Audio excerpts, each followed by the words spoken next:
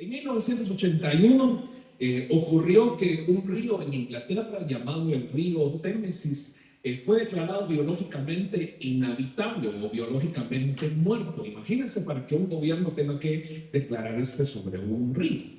La contaminación industrial, todas las fábricas habían dedicado a mandar sus drenajes por los ríos y pues a lo que se dedicaron fue literalmente a matar a ese río. Un río que en su momento había tenido peces, había tenido mucha vegetación alrededor y que había tenido vida. Lamentablemente en algún punto todo esto murió y ya no había absolutamente nada de lo que en algún momento había tenido. Y eso se convirtió literalmente en un símbolo de decadencia para toda la ciudad. Entonces toda la ciudad pues claramente estaba triste porque esto simplemente se había acabado y en su momento pues representó una desgracia. Sin embargo, las autoridades y las comunidades no se resignaron a que ese río tan hermoso falleciera y que muriera. Entonces, durante décadas, literalmente invirtieron en limpieza, en restauración y en cuidado. Y hasta más el 2015, otra vez el gobierno de Inglaterra volvió a declarar y anunciaron algo sorprendente, y es que biológicamente el río había vuelto a la vida. Más de 125 especies de peces nadaban nuevamente en esas aguas, las aves regresaban a sus orillas y hasta las focas se podían ver a la orilla de ese río y lo que había al sur de esa desembocadura. Lo que parecía imposible de revivir, lo que parecía imposible de volver a activar, cuando todos se pusieron de acuerdo, pues eso se transformó en un río de abundancia. Vayan conmigo, por favor, al libro del profeta Joel. El libro del profeta Joel, capítulo 3 y verso 18. Profeta Joel, el capítulo 3 y verso 18. Cuando lo tengan, por favor, digan muy fuerte amén.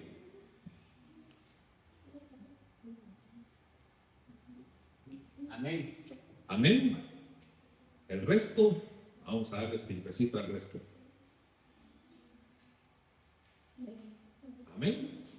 Muy bien. Joel capítulo 3 y verso 18 dice: cuando llegue ese momento, los montes destilarán mosto, por las colinas fluirá leche, y por todos los arroyos de Judá correrán aguas. En la casa del Señor brotará un manantial que regará el valle de Sittim. Por favor, inclinen su rostro, vamos a orar esta mañana. Amado Dios, te damos gracias por la oportunidad que tenemos de estar aquí en tu casa, de estar aquí en tu presencia, Señor. Señor, abrimos nuestro corazón, disponemos nuestro corazón, nuestra mente y nuestro espíritu para poder escuchar esta mañana. Que tu mensaje, Padre Celestial, sea guiado por tu Santo Espíritu. Que no sean mis palabras, que no sean mis ideas, Señor, sino que tu palabra se convierta en algo vivo, Señor, que se vuelva eficaz en nuestras vidas y que transforme nuestros corazones de ahora y para siempre. Entregamos este tiempo en tus manos, a ti sea toda la gloria, por siempre y para siempre. Amén y amén. Muy bien, pues como hemos venido hablando los anteriores domingos, estamos en la serie que hemos llamado El Río de Dios y hemos venido desarrollando una serie de predicaciones a partir de la visión que Dios estableció para la iglesia para este año. Y hemos venido hablando, el domingo pasado justamente hablamos acerca del libro de Génesis, cómo es que aparece el río de Dios mostrado en el jardín del Edén. Entendimos una conexión importante que hay entre Ezequiel y el libro de Génesis, y parece ser que Dios mismo o el templo, que es donde se muestra en el libro de Ezequiel, y el Edén, o sea, el de Génesis, pues son la misma presencia de Dios y se trata exactamente del mismo lugar. En Génesis nos muestra de una manera progresiva cómo es que los 4 ríos que aparecen en este lugar tienen que ver con el crecimiento y la saciedad integral de toda la creación. Aprendimos que lo que Dios planta, Dios también lo riega. Lo que Dios riega lo hace para que haya vida, para que algo nazca.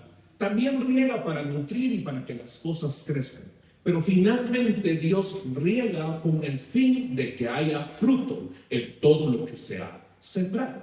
Avanzamos al libro de Ezequiel, al profeta Ezequiel, y Ezequiel esencialmente nos muestra que el río de Dios implica movimiento.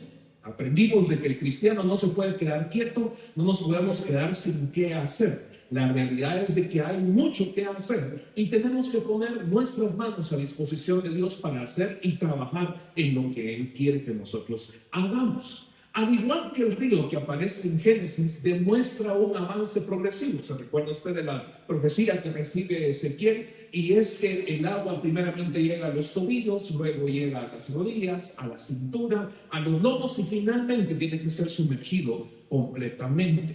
Entonces aprendimos que en lo profundo es donde hay sanidad. Y por causa de la sanidad hay bendición para otros. Ahora vamos a avanzar un par de libros adelante y estamos entonces en el profeta Joel. El profeta Joel totalmente distinto en cuanto a la época del profeta Ezequiel y hablando en una circunstancia muy diferente, pero justamente el profeta Joel trae una figura muy similar y nos vamos a dar cuenta de lo increíble, la coherencia que está teniendo la palabra del Señor. Es el segundo libro de lo que llamamos nosotros los profetas menores, ¿verdad? Porque son literalmente profetas muy chiquitos, son libros bastante pequeños. De hecho, no sé si usted se ha percatado, pero el libro del profeta Joel solamente tiene 70 versículos. Imagínense. Tiene más el Salmo 119, ¿verdad? Es más grande el Salmo 119 que el mismo profeta Joel. Y realmente nos muestra a Dios de una manera fascinante. Describe una plaga de langostas. Es increíble cómo es que él demuestra la destrucción que viene al pueblo a través de una plaga de langostas, pero concluye en un ruego de todo el pueblo por la confesión de sus pecados. Dios se encarga de responderle al pueblo en primera persona, proclama una esperanza para su pueblo y también establece un juicio para sus enemigos. Las langostas trajeron una sequía y trajeron una gran hambre al pueblo. Toda la creación literalmente sufrió por causa del pecado del pueblo. A los sacerdotes se les instaba que llamaran al pueblo al ayuno y a la oración. Y como resultado de volverse a Dios, el pueblo recibió la promesa de la presencia del Espíritu Santo en medio de ellos. Joel nos enseña cosas bien particulares. Primero, nos enseña que Dios es el creador de todas las cosas. Y así como Él crea todas las cosas, Él puede utilizar las mismas calamidades para llevar a su pueblo al arrepentimiento. Número 2, el profeta Joel nos enseña que toda la creación es interdependiente, o sea, unos van a afectar a otros. Y lo que nos muestra el profeta Joel es que la misma creación resultó afectada por causa del pecado del pueblo. El día de Jehová puede castigar no solo al pueblo, sino puede castigar también a los enemigos. El Dios de juicios también es un Dios de misericordia y restaura cuando su pueblo se vuelve a Él. Y entonces, por causa de volverse al Señor, el Espíritu vendrá sobre todas las personas. Teniendo esto como base, nos vamos a adentrar en lo que habla el profeta Joel en el capítulo 3 y el verso 18. El río de Dios, ¿qué tiene que ver aquí con el profeta Joel? Primero, es que este río tiene que ver con la vida presente y la vida futura. Cuando hablamos del profeta Ezequiel, se recuerda que sentamos como base la realidad de que esto se debía interpretar no solo a un nivel espiritual, sino también a un nivel material. A veces como cristianos queremos alardear de mucha santidad y no, yo no hablo del dinero, yo no hablo de prosperidad, yo no hablo de riquezas, porque no, eso no es nada espiritual. Pero cuando nos adentramos en lo que la realidad de la palabra nos dice, pues nos muestra que hay una bendición material para nosotros también, ¿verdad? Lo que tenemos que saber es que Dios es un Dios integral. No sé si usted se ha dado cuenta de esas personas que van al gimnasio, pero les encanta hacer brazo, les encanta hacer pecho, les encanta hacer hombro, pero no les gusta hacer pierna, ¿verdad? Y entonces arriba están súper grandes y abajo son unas canillitas de pollo, ¿verdad? Y entonces como que no tiene mucha coherencia lo que va a hacer al gimnasio. Y a veces nosotros pensamos que así va a ser Dios con nosotros. Nuestro espíritu está enorme, grandísimo, estamos en oración y en ayuno, pero nuestra bendición material, ay Dios, pobrecitos, ¿verdad? Y entonces el cristiano siempre tiene que estar en la miseria, siempre tiene que estar en la pobreza. Y la realidad, mis amados hermanos, es que Dios es un Dios integral. La bendición de Dios debe interpretarse no solamente para la vida futura, porque nuestra esperanza es que vamos a tener vida eterna, pero también tenemos que interpretarlo para la vida presente, que es lo que nosotros estamos viviendo el día de hoy. El día de hoy usted va a salir de aquí, seguramente se va a preguntar, pues que vamos a almorzar con la familia. Y para eso se necesitan recursos, o por lo menos que se atraviese una gallina en su camino, ¿verdad? Y que se diga, bueno, matanda dijo la chanda, ¿verdad? Y entonces vámonos y esto se va a convertir en un rico caldito. Vaya conmigo, por favor, a la primera carta de Timoteo, capítulo 4 y verso 8. Primera carta a Timoteo, capítulo 4 y verso 8. Vea cómo las ideas que estamos hablando se enlazan perfectamente con la palabra del Señor. Cuando lo tengan, por favor, digan amén. Amén. Amén. Dice 1 Timoteo capítulo 4 verso 8, porque el ejercicio corporal es poco provechoso, pero la piedad es provechosa ¿para qué? Para todo, pues cuenta con promesa para esta vida presente y para la venidera. Habla de una vida entrenada en la piedad. ¿Qué es una vida entrenada en la piedad? Pues una vida entrenada en la piedad, en términos bíblicos, significa una persona que ama las cosas que Dios ama, que ve de la misma manera en la que Dios ve. Es una persona que se dedica a literalmente ser la figura de Dios aquí en la tierra. Pero dice que esta vida piadosa es provechosa para todo. O sea, es provechosa de manera integral en nuestra vida. Es para la vida presente, pero también para la vida venidera. A veces queremos aparentar una falsa santidad y decimos, bueno, yo no voy a hablar acerca de dinero porque la Biblia dice que la raíz de todos los males es el amor al dinero. Entonces, no, yo no quiero ver nada con dinero, yo no quiero tocar dinero. Y entonces, entre más miserable me vean a mí, entonces más santidad tengo en mi corazón. Y la realidad es que no es eso, mis amados hermanos. Realmente cuando vemos lo que dice la palabra del Señor, entiende el dinero y la prosperidad como parte del crecimiento equilibrado de una persona desde su espiritualidad, pero también en su vida material. ¿Será que sería coherente pensar que Dios ha prometido moradas para nosotros en el cielo, que ha prometido un mar de cristal, que ha prometido calles de oro donde no hay enfermedades, donde no hay escasez, donde no hay tristeza, todo es gozo, pero aquí en la tierra nos va a ir del todo mal? Pues no tiene mucho sentido, ¿verdad? No tiene mucho sentido que aquí estemos sufriendo, que aquí estemos padeciendo y que nosotros digamos, bueno, Señor, ya por favor llévame allá porque allá es donde vamos a disfrutar. La realidad es que para los hijos de Dios hay bendición aquí en la tierra. Algunos de ustedes me van a decir, pero pastor, si usted supiera, o sea, en mi nevera no hay absolutamente nada. En mi despensa estamos viendo que estamos llegando apenas a fin de mes y estamos viendo qué hacemos. Bueno, tenemos que revisar qué es lo que estamos haciendo y por qué la bendición de Dios no ha llegado a nuestra vida. Y seguramente a través de esta prédica usted se va a dar cuenta y va a hallar la respuesta también si usted tiene abundancia en su vida y usted está viviendo la plenitud de Cristo Jesús. El río que habla el profeta Joel habla de una plenitud que fluye sobre la tierra y la enriquece. Dice la palabra del Señor en Joel 3:18, los montes destilarán mosto. ¿Qué es el mosto? Literalmente es vino. Y los collados fluirán leche. Qué interesante que está poniendo en contraste dos tipos de bebida. ¿Será que usted puede poner en una misma mesa leche y vino? No, ¿verdad? Porque el vino, ¿para quién es? Para los adultos, ¿verdad? ¿Y la leche para quién es? Para los niños. Vea qué interesante estas dos figuras. Y esta abundancia piensa realmente desde el más pequeño hasta el más grande. Dios está involucrando absolutamente a todas las personas. Dios está involucrando a los más pequeños que solamente necesitan leche en este momento, pero está pensando en los adultos que quizá necesitan rejuvenecer y necesitan gozo, ¿verdad? Y esto es lo que la palabra del Señor nos está mostrando. Dice que habrá viñedos en abundancia, o sea, todos serán fructíferos. Abundancia de ganado para que haya leche. Pues si no hay ganado, pues no hay leche, ¿verdad? para que las tierras que se siembren también sean fructíferas. Vean lo que dice ahí también Joel 3:18. Por todos lados los arroyos de Judá correrán aguas. ¿Qué es lo que sucede en un lugar en donde están corriendo las aguas? Pues hay vida, ¿verdad? O sea, lo vimos en el jardín del Edén. Vimos que Dios estaba regando de un río y estaba proveyendo todo lo necesario para el jardín del Edén, para que hubiera vida en los árboles, en las plantas, en los animales, en los mismos seres humanos que estaban viviendo en este lugar.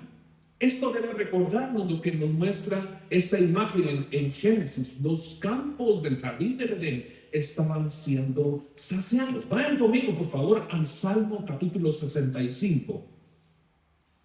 Salmo capítulo 65 y verso 9.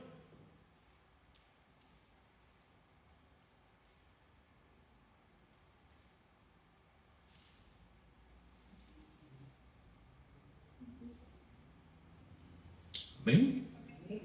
Dice la palabra del Señor: tú con la lluvia cuidas de la tierra y en gran manera la fecundas y enriqueces.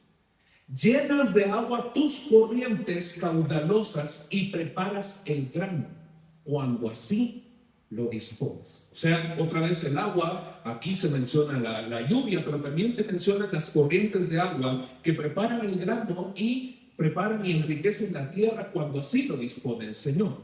Por supuesto, esto también, mis amados hermanos, tiene una implicación espiritual. El vino y la leche se comparan a las virtudes y el consuelo que trae el nuevo pacto. Así como lo vimos anteriormente en un sentido material, la leche y el vino, la bendición que hay tanto para pequeños como para grandes, el vino y la leche también aparecen en otros pasajes, pero demostrándonos en un sentido espiritual lo que viene a través de Cristo Jesús. Isaías capítulo 55 y verso 1 dice: todos ustedes, los que tienen sed, vengan a las aguas, y ustedes, los que no tienen dinero, vengan y compren y coman.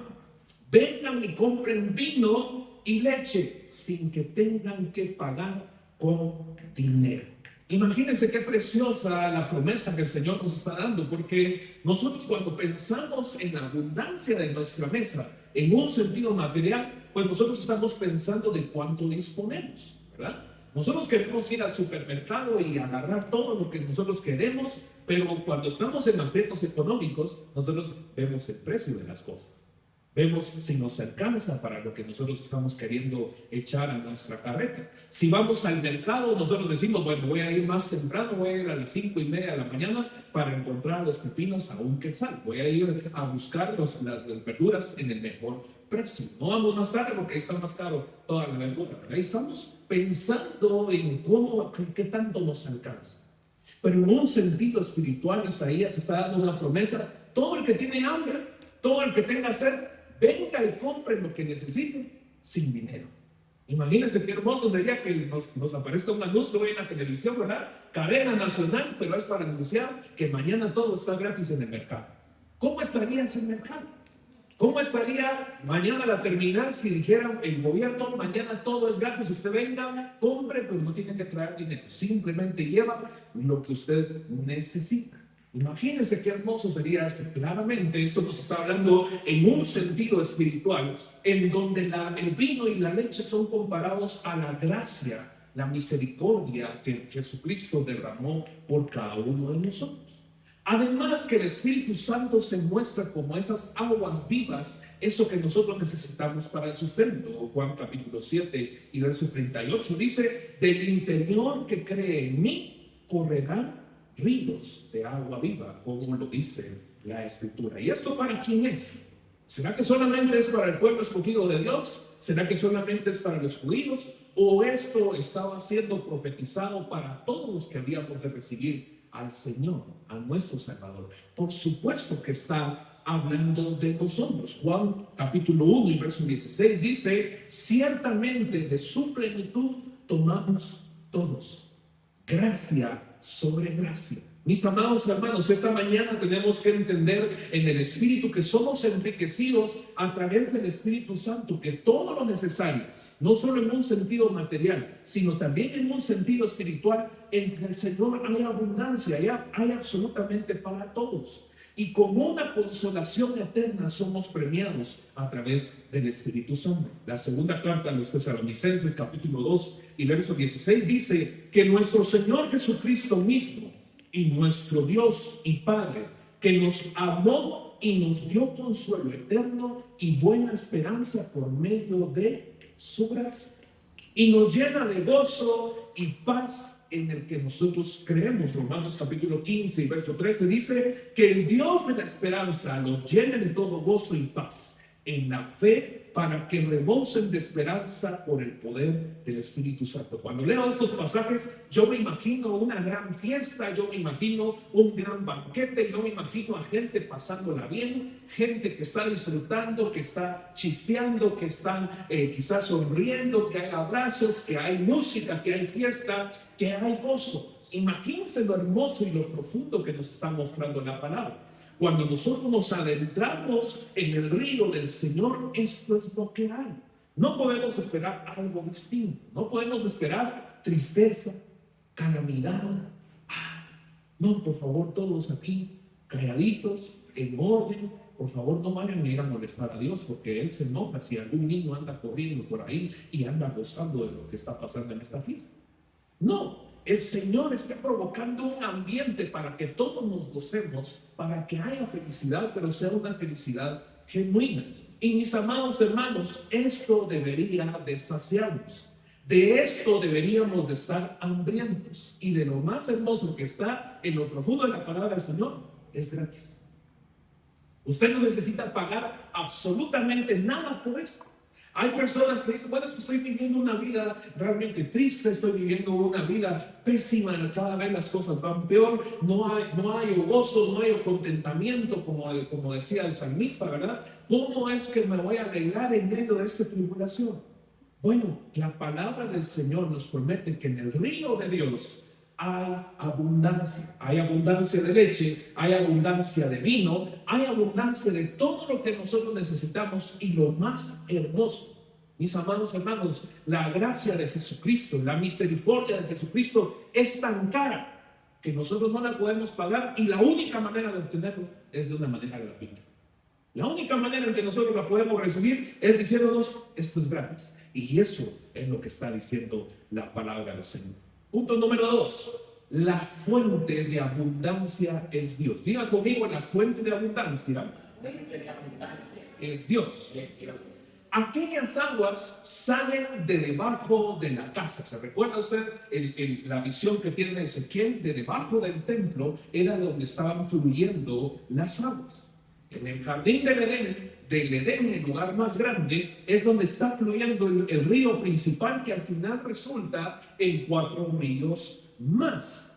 Aquí el salmista, hablando de Sión, vaya conmigo por favor al Salmo capítulo 87 y verso 7. Salmo capítulo 87 y verso 7.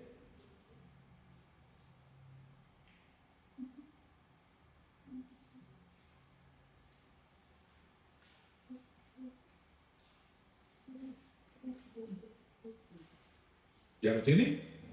Amén. Dice la palabra del Señor, los que cantan y danzan en ella dirán, todas mis fuentes están en ti. ¿Qué salmista está hablando? De Sión. Y Sión en los salmos específicamente está hablando no solamente de Jerusalén, sino que está hablando del lugar donde Dios habita. Otra vez, los que cantan y danzan en ella, hay fiesta en ese lugar, hay alegría, hay gozo. Pero por causa de esas dos primeras cosas, entonces el pueblo dice, y el pueblo concluye diciendo, todas mis fuentes están en ti. Los que se están gozando, los que están disfrutando, llegan a esa conclusión: en nuestro Dios es la fuente de todo lo que nosotros necesitamos. ¿Qué fue lo que Simón le respondió al Señor Jesús? Señor, ¿a quién más iremos si solamente tú tienes palabras de vida eterna? Cuando nosotros, mis amados hermanos, entendemos que Dios es la fuente de todas las cosas, no estaríamos intentando llenarnos o saciarnos con otras cosas que el mundo nos ofrece. Porque lamentablemente vamos por la vida, estamos viviendo diferentes circunstancias, claramente hay diferentes estaciones en nuestra vida, pero quizá hay un momento de soledad. Quizá hay un momento en el que estamos solos, nuestros hijos ya nos abandonaron, quizá hay alguna persona viuda, hay una persona que quizá también murió su esposa, que quedó viudo o se divorció, está viviendo un desierto complicado y bueno, dice, la realidad es de que hay un vacío en mi corazón, esa persona llenaba un espacio en mi vida, pero me siento vacío, me siento solo y entonces intento saciarlo con alguien más. Claramente en nuestra carne lo primero que buscamos es el placer propio, ¿verdad? Y entonces quizá lo vamos a encontrar en otra persona, quizá lo vamos a encontrar en nuestro trabajo, quizá lo vamos a encontrar en los diferentes placeres que la vida nos está ofreciendo. Sea cual sea el vacío que nosotros estamos experimentando, siempre vamos a buscar llenarlo con algo. Lamentablemente el ser humano no busca de inmediato a Dios. Pero cuando entendemos que Dios es la fuente de todo lo que nosotros necesitamos, entonces llegaremos a esa misma conclusión que dijo Pedro. Señor, ¿a quién más iremos? ¿A dónde más vamos a ir a encontrar el refugio que necesitamos? ¿A dónde vamos a encontrar esa llenura que nosotros necesitamos en nuestra vida? Claramente, solamente en Dios, y en este caso Jesucristo, es mostrado como la fuente de las palabras de vida eterna. Número 3, el río alimenta los desiertos. Diga conmigo, el río alimenta los desiertos. El final de Joel capítulo 3, verso 18 dice, regará el valle de Sittim. ¿Se recuerda a dónde desembocaba el río que aparecía en Ezequiel? En el Mar Muerto, exactamente. Ahora nos aparece el valle de Sittim. ¿Qué será el valle de Sittim? Pues Sittim está muy lejos del templo de Jerusalén. Eso está literalmente al otro lado del río Jordán. Y era un valle que estaba completamente seco y estéril. Vea que en Ezequiel aparece un mar que está muerto, que ya no tiene peces, que ya no tiene vida, que no hay nada alrededor. Y ahora nos están mostrando un valle seco y estéril. Así como en Ezequiel, el río llegaba a un agua que está súper salada, que no hay vida en ese lugar. Ahora en Joel nos está demostrando igualmente un lugar remoto, a donde nadie quiere ir. ¿Será que un pueblo se asienta en un lugar en donde sabe que no hay agua, en donde sabe que no hay vegetación, en donde sabe que no hay animales? Por supuesto que no, ¿verdad? O sea, la gente está buscando en donde haya vida. Donde los pueblos se asentaban era porque encontraban un lugar en donde decían, bueno, aquí podemos subsistir. Aquí vamos a encontrar frutas, aquí vamos a encontrar animales, aquí vamos a encontrar agua, aquí vamos a encontrar todo lo necesario. Mis amados hermanos, nadie quiere ir a esos lugares en donde no hay absolutamente nada. Pero lo interesante es que el río de Dios está llegando a esos lugares remotos, a donde nadie quiere ir. Y en ese lugar la palabra del Señor está prometiendo que abunden los frutos de justicia. ¿Se recuerda cuál era el último río que aparecía en Génesis? Lo que se buscaba era que hubiera frutos, ¿verdad? No solamente que crecieran, no solamente que se alimentaran, sino que también llegara al punto en donde hubieran frutos. Y lo mismo nos está mostrando el libro de Joel. Aquellos que habían permanecido como desiertos totalmente áridos, van a encontrar que va a llegar la vida a ellos mismos. Es una fuente que fluye para siempre y lo más hermoso es que podemos sacar y sacar y sacar y jamás se va a agotar esa agua. Eso claramente no solo tiene que ver con un lugar en donde están floreciendo las cosas, sino que eso está hablando también de nuestras vidas. Yo he escuchado comentarios de personas que dicen, bueno, es que parece que Dios ya no me escucha a mí, parece que yo le oro y le oro y le oro a Dios y literalmente no encuentro una respuesta a la situación que estoy viviendo. Y estas personas, lamentablemente, ante esa interpretación que están teniendo de parte de Dios, son personas que se van alejando, que se quedan al margen y que la vida de gratitud y de adoración al Señor cada vez se va enfriando y se va enfriando. No sé si usted ha tenido la oportunidad de compartir con alguien que quizá usted está compartiendo el evangelio, pero a esta persona pues no le mueve absolutamente nada. Gracias, gracias por contarme de su Señor, gracias por contarme de su Dios, pero no muchas gracias. Y uno ve esa apatía, ve esa sequedad en los corazones. Pero lo interesante es que el río de Dios tiene la capacidad de volver a animar cualquier lugar que esté totalmente seco, que esté totalmente desértico y que no tenga fruto o que no tenga señal de que haya vida en ese lugar. Mis amados hermanos, es tiempo de entender de que la bendición que el Señor está trayendo desde este lugar y lo que están haciendo desde el corazón de Dios, esto, mis amados hermanos, es una fuente que no se agota. Y lo más hermoso de todo, aquello que parecía muerto, aquello que parecía que nada lo iba a revivir, aquello que parecía que nada iba a poder hacer que resucitar, el río de Dios sí lo puede hacer. No depende de nosotros. No depende de lo que nosotros hagamos, no depende de nuestras palabras, porque si de nosotros se trata, pues ya nos hemos dado cuenta qué es lo que hacemos en la creación. Pero cuando el río de Dios, ese río perfecto, hace ese remanente en nuestra vida, entonces, mis amados hermanos, todo vuelve a resucitar. Por más una persona que parezca que esté muerta en su espíritu, por más que haya una persona que pareciera que nada logra entrar en su corazón, el río de Dios sí lo puede hacer y lo hará para que brote de él frutos de justicia. Isaías capítulo 12 y verso 3 dice: y con gran gozo sacarán ustedes agua de las fuentes de la salvación. Con gran gozo ustedes sacarán agua de las fuentes de la salvación. Y con esto voy a terminar, mis amados hermanos. El río de Dios trae bendición.